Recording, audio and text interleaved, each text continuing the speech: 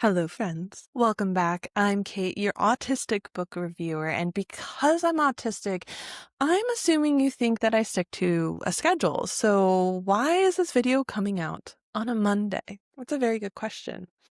Well, before we get into all that, why don't you grab yourself a nice drink? Maybe it's warm. Maybe it's still a cup of ice cold electrolyte water. Whatever the drink you're drinking, grab it, sit down, and let's have a little chat. Okay. So, do you remember this craziness at the beginning of August? I remember it because I lived through it. I am not going to be reviewing every one of those books individually, but I want to document my insanity on a monthly basis. And so I thought from now on, I would do a monthly recap for all of you that's a little bit longer than the quick yes, no, maybe I do on Instagram. Some of these books will get the honor of having a full-length review, so I'll keep those books short and tell you which ones will hopefully get released in this month, September, of the books that I will be doing a full-length review that you can keep an eye on. Otherwise, it is time to sit back and relax again because can I even drag the stack over and have you see it? Probably not. No. Okay, but the stack is here. The stack is here. Let's go over some numbers first. It's my moment to brag. My one moment. So don't feel bad if you don't hit these numbers. Like I told you, this was an insanity month. I knew I was going to have a chunk of days where I really didn't have anything going on. It's the peak season of heat here in Florida. I was prepping myself for this moment. I will not be hitting these numbers this month at all, even though I have quite a large reading goal. But this is what I did. I read 11 books for a total of 3,995 pages. I listened to a total of 5 hours and 35 minutes, and that comes out to a whopping 1,079,050 words roughly. I use an online program to calculate the number of words per book, so that's a loosey-goosey number for all of you. First up, we are going to talk about An Academy of Liars by Alexis Henderson. I won't be going into this book in much detail because we did do it as a podcast episode that is already out. I will make sure to link all of these episodes in the show notes so you can go down and look, and you don't have to worry about searching through all the YouTube videos that I just prolifically put out for you. But this is a no. It is a no. I should not have been surprised because I was on the fence about her previous YA book, and this one just didn't deliver for me either. It's a dark academia book, but it was lacking more depth to it to make it a well-rounded story with an interesting plot. There was just a lot of bleh. But yeah, so check out our podcast episode for a full review of An Academy of Liars. Now, here's one that I will talk a little bit more about, and that is Saving Six, which is the third book of the Boys of Toman, which I just learned. I was calling it Toman Boys for the longest time, but it is actually Boys of Toman. Okay, let's get this correctly in order. This is book number 3 by Chloe Walsh, and it is definitely on the darker side of romance, not because of the relationship itself, but because of the dynamics of the family in the story. I was really hoping this book would begin where book 2 left off, but it actually doesn't. It goes back in time to the beginning of Joey and Aoife's relationship. So yes, no surprise to you, this book is the Joey and Aoife love story relationship. We have left Johnny and Shannon in the future, I should say, and we don't really get to see that too much, at least in this book. But if anyone has read books 1 and 2 with no spoilers involved, there's a lot of family trauma and abuse in those books. This is definitely one of those trigger warnings that I just want to give a little bit ahead of time. There's a lot of trauma and abuse, and I survived that in books 1 through 2. It was worth it through books 1 through 2. I didn't know exactly what to expect. I hadn't read the books yet, but in going back in time and knowing what happens, and then in essence reliving it from a different person's perspective, but still similar in Shannon's abusiveness, I could not relive it again. I could not go through that pain, that agony. I know how it all ends. I don't want to relive this.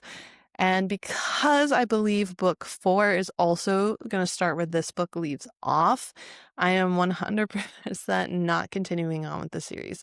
I still recommend books 1 and 2, but for me and my life, I can no longer, for my mental health, continue on with the series. It's not saying that's not good, because it was very good, and I actually was worried about falling in love with Joey and Aoife, but I did fall in love with them.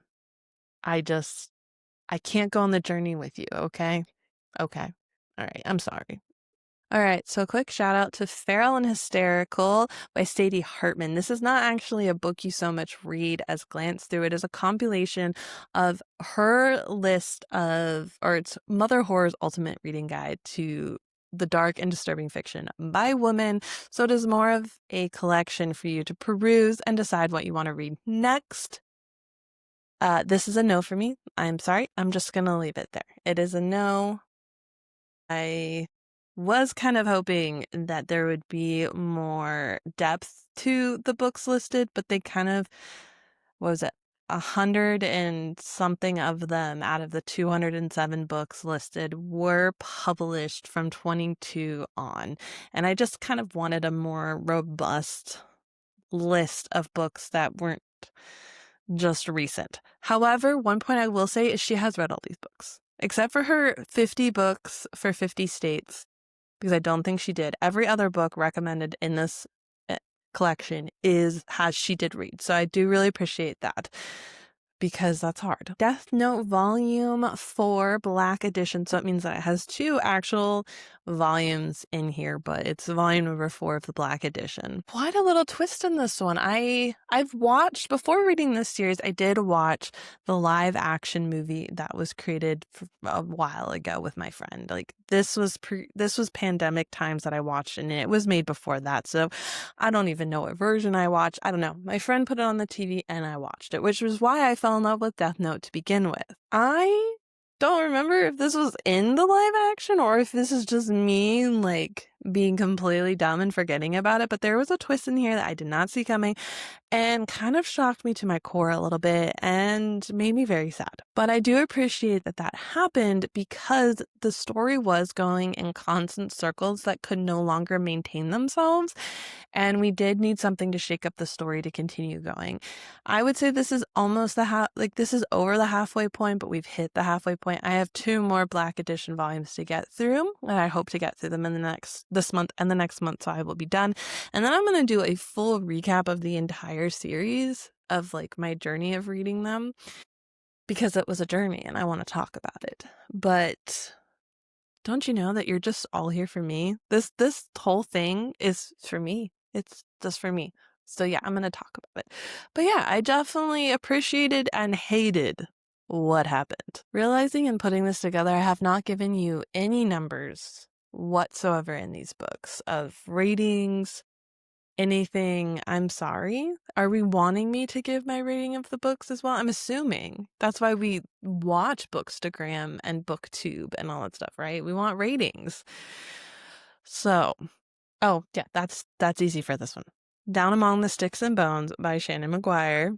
I could wax poetically for hours about how much I am obsessed with the Wayward Children series, and in rereading these books, I have not been disappointed. I want to say I read the first 4 or 5 books a couple of years ago, but then I got into a slump and I didn't really want to, like, continue on till the series was over. And as far as I know, the series is going to be over next year. And so I'm jumping back in again and I'm starting from scratch. And so far, this is definitely my favorite book of the series. I gave it 5 stars across the board. I love this book. It takes 2 of the characters from book 1 and goes into their world, which I appreciated because there's a lot of depth to that. I appreciate the details that McGuire is able to put into her books, especially in the fact that this is a novella. This is not a long book. This is a novella, and it's rich and tantalizing, and the writing matches the characters, and the world is unique and interesting, and it's fun to compare it to book 1, because essentially this happens before book 1. I just love it. I relate to the characters. I don't know where McGuire gets all of her inspiration, but my God, can you share some? Can I drink from your cup? What is going on? what is going on. So if you're looking for something a little bit more atmospheric without being too spooky, these Burr months of fall, I definitely recommend this series. They're quick, they're light, they're quick. I wouldn't say light. They're quick, they're dark without being overly spooky or horror-y, and they're full of character and heart and feeling, and I highly recommend jumping into this series. There's like 12 books already, or there's gonna be 12 books. I don't know, but there's a lot. So, and now we have probably my least favorite book. Well, yeah, my least favorite book of the entire month, and that is How You Lose the Time War by Amal El-Motar and Max Gladstone, and I'm probably mispronouncing all the names wrong. This got a 2.3 stars for me, and I'm not going to go into a lot of details because this review will be coming out. I am going to talk about this one a lot more in depth, so this is going to have a full-length review. My book stack is getting precarious and it's worrying me. Okay, it's fixed. Kind of, maybe. I don't know. Come on, stupid sticker books. Yes, I've got my cute Halloween sticker books. Okay, just stay.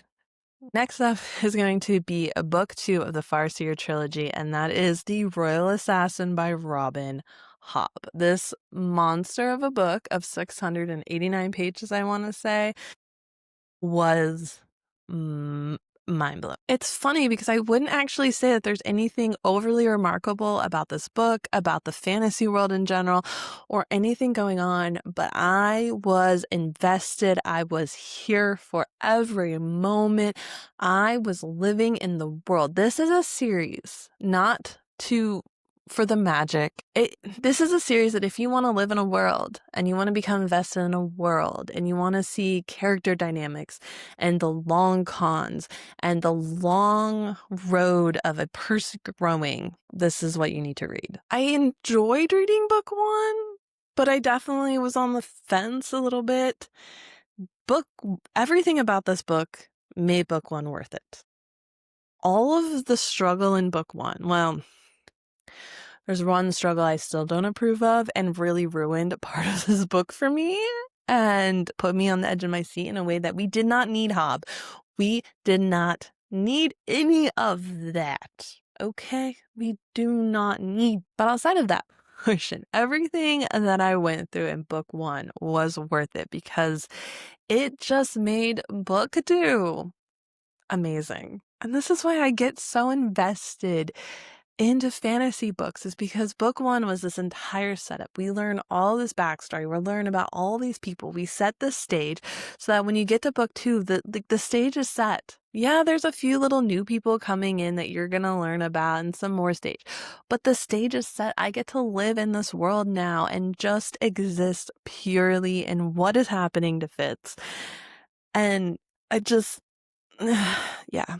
I am itching so badly to dive into the 3rd book. As much as I want to, I also don't want to dive in because I'm worried. I'm worried. I have been warned about what I have to survive to get through all this. I'm worried. But I really want to dive in. I want to go back into this world. The hangover from this book, it was so intense. It was intense. The hangover forced me to have a conversation with my husband about why doesn't he read books? Because I had to talk to someone about it and I couldn't talk to him. I finished this book at like 10 o'clock at night or something intense and I was like, who do I talk to? I don't have any fantasy reading friends and you're my only, you're the human that is going to take the brunt of this agony. But yeah. Get on the Farseer trilogy. Just do it. If you are, now I do say you have to like fantasy, not romantasy. You have to be a fantasy reader to read these. Even though I say hell yes to reading it, this is not for the faint-hearted fantasy readers. You are here purely for what fantasy as a genre has to offer. Next up, we have Our Infinite Fates by Laura Steven. Yeah, it's time to give that hand a break. This one I will be posting a full review on, but it is a yes, and it got 4.7 stars from me. It is everything that I missed about books. I'm just gonna say this. This took me back to like the mid-teens when we were just getting all of that great YA fodder and this book delivered in the ways that those books did. Now, it took a little bit to get into, but it did. And if you don't read YA, still give this book a read. They read older than they are. I'm just going to say. Next up is In Deadly Company by L.S. Stratton. Now, this one has already been posted, so if you need a full review of this book, it is already there. You don't have to wait for a review for this one. I was lucky enough to get an early release of it, so I was able to read it before release date. And honestly, that book taught me the meaning of a beach read. I finally understand why we read beach, like why things are categorized as beach reads. It was so much fun. And it got a 3.9 from me. Shocker. It was a thriller and it got like rounded up to a 4. Like, who am I? Who am I? My audiobook this year, the one that took me 5 hours and 35 minutes, was Atomic Habits by James Clear. I know this book has been out forever and you're probably being like, oh, a habit book? Like, okay, this is so stupid. Why are you even talking about this on here?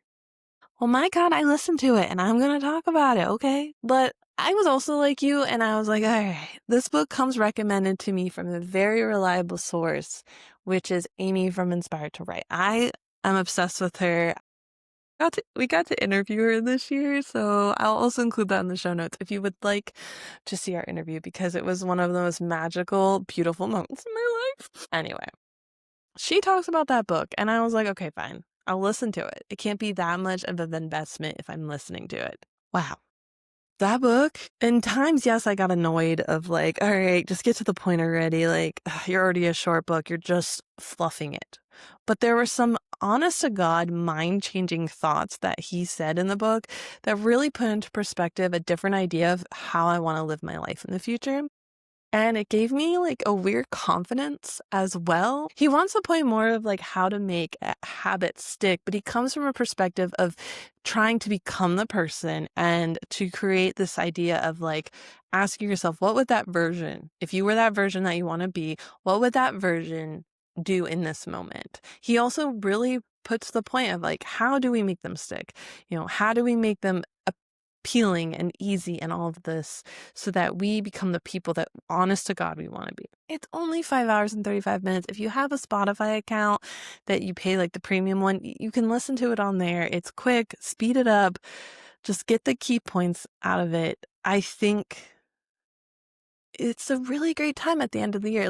So that we can start in January with something fresh. You don't have to wait till the new year, but you get my. And last, but most certainly not least in all of this, I'm going to talk about our Philosopher Kings book. If you don't know, my husband and I do readings together and we call it our Philosopher Kings. We coined the term from the movie Captain Fantastic. I know there's a historical reference to the meaning philosopher kings, but honestly, I view it as something that is educating ourselves to help the people around us and to do it from an empathetic, kind, caring, again, educated, philosophical manner. And the point of all that is that we're just trying to educate ourselves to get there. And so our book that we've read and got through was Food Politics by Marion Nestle. I'm not sure if it's Nestle or Nestle because there's no accent over the E, but we're just gonna go with it. This book is a revised edition, and I think it is about 12 years old, but this book is still true to today.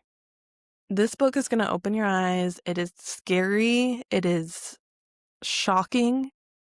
It really changes your entire idea about food and our culture around food and food influencers and fitness influencers and all the things that are just constantly shoved at us. I've always said, kind of as a joke, is that keto, my conspiracy theory around keto is it was created by the meat and dairy industry to combat veganism. I know that there's a real use for keto and I totally support and agree with that, but that is a small section of people. That it wasn't made for the vast majority of people that eat keto. Keto's become this wave, okay? That's what I'm referring to. And after reading this book, my feelings about that make it even concrete that could actually be true. This is not a conspiracy. She has worked for the organizations talked about in this book. This is a well-researched, founded, like, if you look at just the references in the back that she calls out, it's insane. But in a way, reading this book really helps me grasp food and my ED, because I've just been struggling to figure out how to eat. What does it actually mean to be healthy? You go on social media, you go anywhere, you Google it, you try to educate yourself, and you just feel inundated with so much noise from people saying, no, this is the way, and this is the way, and no, you need to do this, and that has always been bad. And this really did clear it up, even though that's not the point of the book. This really cleared it up and kind of paved me a path so for me to see how we actually should be eating. And surprisingly, it hasn't changed in like 60 years. The food industry is a scam so you'll just spend more money on the company's products. So let's change the game, and let's read food politics, and let's educate ourselves. If anyone's more interested in food politics or what we've read in the past, totally DM me or comment below, and we can talk about it. I can share what we've read, how we do it, what our goals are each week. Maybe I'll start, should I start a book club? I don't know. Tell me your interests below. Okay, I survived that. We have been through all 11 books, right? Yeah, I'm pretty sure that is all 11 books. We did it. So that was my reading month. It was a lot, and I'm very happy. I had 13 books planned, so I didn't get through First Time Caller and Dungeon Crawler Carl. So First Time Caller is getting read this month for sure. It's at the top of the list. Dungeon Crawler Carl is going back to the library. I just heard the audible gasp from all of you. I know I have my hands on it. I should read it. But to be honest, I'm not ready to start another long haul series, especially one that's not finished. I'm in the middle of Realm of the Elderlings. I'm in the middle of my Lord of the Rings reading. Just realized I actually didn't finish Lord of the Rings either. That was 3 books. And Lord of the Rings, I mean the Two Towers. That was definitely a goal. I am making it a top priority for September. If I don't, I'm not going to finish that series before the end of the year. The point is, I'm not ready to delve into another epic thing. I'm not. Which sucks, because I feel that every freaking series on this planet, or every freaking book on this planet, is a series. It's also the reason I stopped reading Fourth Wing. I'm waiting till the books are out now. I'm doing this for myself. This is self-care. Well, thank you so much. If you've read any of these books, you want to talk about any of these books, you have any other questions before you read them, feel free to comment below or DM me on Instagram. I love chatting about books and about all the things I've read. Otherwise, please make sure to subscribe and to like this video so you never miss a bit of the content I put out. And you can also help other people find the same content so we can all just live in a happy reading bubble together.